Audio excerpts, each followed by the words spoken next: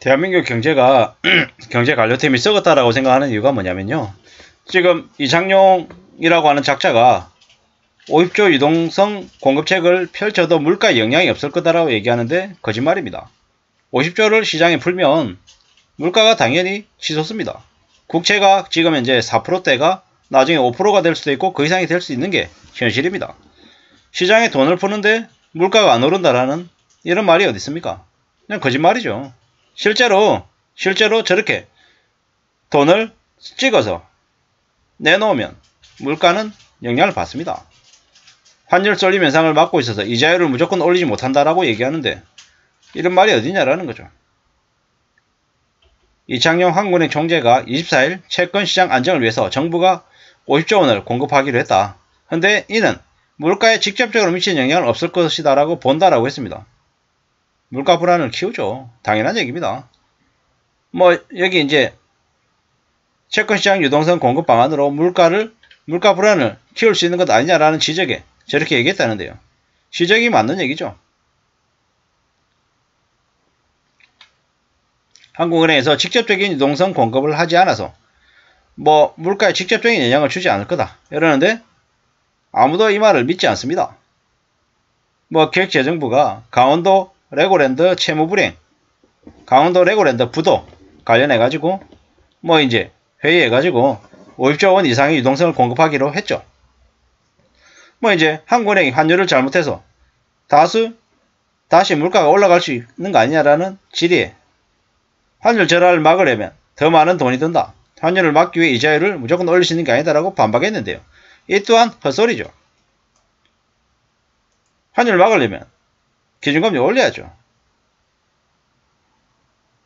이 되게 좀 황당한 거는 이창용 한국은행 총재는 자기 IMF에서 왔다면서 한국의 외환 보유고가 충분하다라고 얘기했습니다. 그러면서 외환 보유고를 계속 낭비했죠. 이러한 것들을 보면서 한국의 경제팀들이 되게 문제가 많구나라고 사람들은 생각하는 거죠. 잘못된 생각일까요? 네가 잘못 생각하는 거야. 그네들 되게 열심히 일하고 있는데 네가 오해하는 거야. 이게 맞는 걸까요? 참 잘 모르겠습니다. 앞으로 물가가 더 가파르게 오를 것이 확실하죠. 긴축적인 통화정책을 통해 당분간 물가를 잡으려고 노력하겠다. 당분간이 아니고 계속 노력해야죠.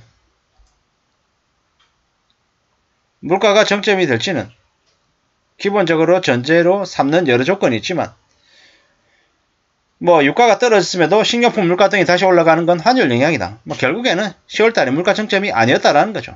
앞으로 더 오를 수 있음을 명심해야 됩니다. 물가는 11월, 12월 계속해서 올라갈 것이다 라고 봐야 될 것 같습니다. 한국은행 총재가 50조 유동성 공급책을 펼치는데 물가에 영향이 없을 거다라고 한 말, 이 말에 제가 좀 울컥한 거죠. 뭔가라는 거죠. 뭔가. 영향을 당연히 받는 거죠. 유동성 공급하는데 물가가 안 올라간다고요? 사실상 지금 현재 이 윤석열 정부 아래에서 지금 국가 신용 등급이 떨어지는 것하고 비슷한 일들이 벌어지고 있다고 봐야 됩니다. 신용도 떨어지면 어떻게 됩니까? 돈 빌려오는 그 이자 부담이 더 커지는 거죠. 그러면 기업들이 활발하게 활동을 할 수 있겠습니까? 없습니까? 못하는 거죠. 왜? 이자 부담이 크니까 쉽사리 돈 빌리지 못하고 사업 활동을 하는 데 있어서 위축되는 거죠. 지금 벌써 자금 경색, 돈이 이제 말라가지고 엄청 이제 힘들어지고 있는 거죠. 이래저래 무너지지 않을 기업들까지 같이 무너질까봐 우려스럽죠. 지금 현재 긴축을 해야 되는데 반대로 행동을 하니까 영국처럼 한국의 경제가 더 나락으로 떨어진다라는 이야기가 많죠. 신용등급에 문제가 생기고 있다라는 겁니다. 한국의 정부가 저렇게 허술하고 황당한지 저는 이제 몰랐던 거죠. 50조 유동성 공급책을 펼친다. 물가 영향이 없다라고 얘기하는데 지금의 윤석열 정부 아래에서는 어떤 행동을 취해야 되냐면 김진태 강원도지사 있잖아요. 경기를 지키고 진짜 진심 어린 사과를 하게 만들고 좀 제대로 된 사람이 일을 해서 이 힘들고 어려운 혼란스러운 상황을 바로 잡아야 되죠. 그리고 각종 대출 때문에 많이 어려워하는 중소기업들 관련해서도 정부 차원의 지원을 좀 명확하게 해야 됩니다. 왔다 갔다 하니까는 경제 전체가 뒤흔들리고 있죠. 불안해하고 있죠. 그리고 저기 뭡니까? 국유자산 매각하겠다, 그 민영하겠다라는 좀 뻔히 눈에 보이는 나쁜 짓들도 좀 안 해야죠. 그런 것들 막아야죠. 아니, 기획재정부 자기들 퇴임하고 난 이후에 뭐 고액 연봉 받으면서 사회이사 같은 자리를 하려고 너무 재벌들, 족벌가들에게 너무 퍼주는 그런 정책들은 펼쳐서는 안 되죠.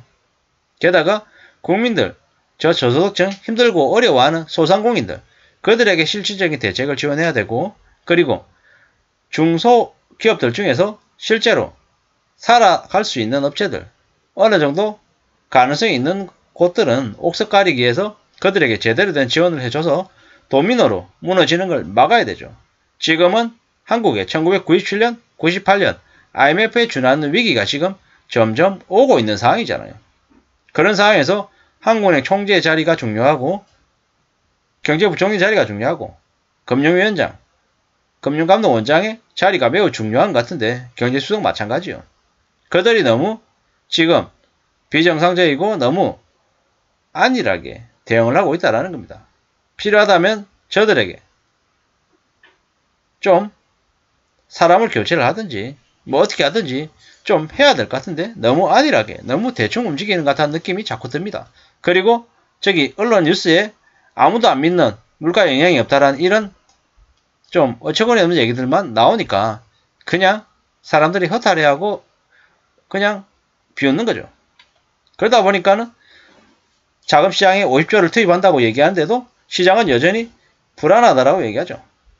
위기관리에 제대로 된 대응이 안 되는 거죠. 뭐 좀 충격이죠. 충격. 50조를 신속 집행한다라고 하는데도 AAA급 공사체가 유찰됐다는 거죠. 왜겠습니까? 시장에서는 부족하다라고 얘기하고 시장에서는 지금의 정부를 안 믿는다라는 겁니다. 이게 불편하지만 현실입니다. 참 무서운 얘기죠. 50조라는 엄청난 돈을 쓰는데도 제대로 작동하고 있다, 제대로 대응한다라는 생각을 안 한다라니까요. 이게 현실임을 좀 냉정하게 봐야 됩니다. 참 무서운 얘기죠. 50조 유동성을 공급하는데 물가에 영향을 안 미친다라는 거짓말 대놓고 하니 정부가 저런 모습을 내보이니까 국민들이 어떻게 믿겠습니까? 참 황당하다라는 말씀밖에 못 드리겠습니다. 어떻게 살아야 될지 더 많은 고민을 하게 만드는 지금 정부 아래에 있는 관료들 같습니다. 이상입니다.